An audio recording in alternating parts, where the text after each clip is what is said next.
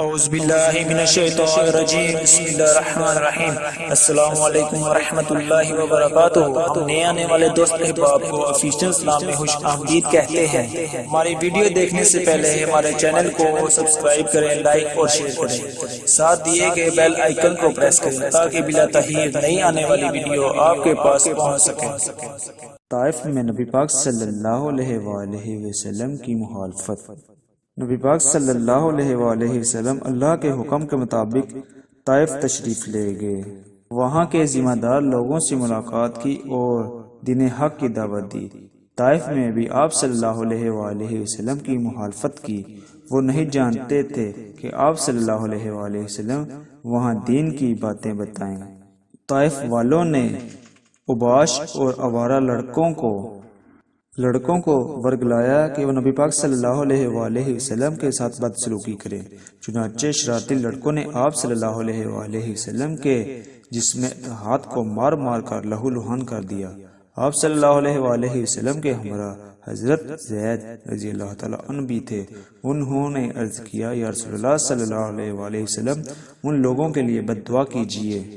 یا رسول اللہ صلی اللہ علیہ وآلہ وسلم، ان لوگوں کے لیے بد دعا کیجیے تاکہ اللہ تعالیٰ ان کو اپنا غضب ناک کرے اور تباہ کرے۔ اسی وقت ایک فرشتہ حاضر ہوا اور کہنے لگا کہ آپ صلی اللہ علیہ وآلہ وسلم حکم دیں تو میں دونوں پہاڑوں کو جو مکہ اور طائف کے درمیان ہیں ملا دوں تاکہ یہ نافرمان اس کے اندر پس جائیں۔ یہ سن کر آپ صلی اللہ علیہ وآلہ وسلم نے فرمایا، میں ان پر لعنت کرنے کے لیے نہیں، ان پر رحمت بنا کر بھیجا گیا ہوں۔ طائف والوں نے نبی پاک صلی اللہ علیہ وآلہ وسلم کو بہت ستایا، لیکن آپ صلی اللہ علیہ وآلہ وسلم نے ان کے لیے بد دعا نہیں فرمائی۔ نبی پاک صلی اللہ علیہ وآلہ وسلم نے اللہ سے دعا فرمائی، اے اللہ میری قوم کے لوگوں کو ہدایت دے کیونکہ یہ نادان ہیں۔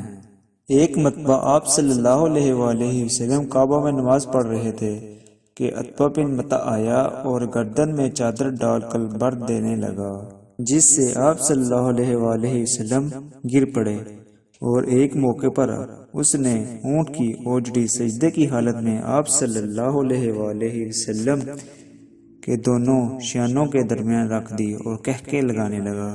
حضرت فاطمہ رضی اللہ تعالیٰ عنہ کو خبر ہوئی تو دوڑی ہوئی آئی اور اسے ہٹایا۔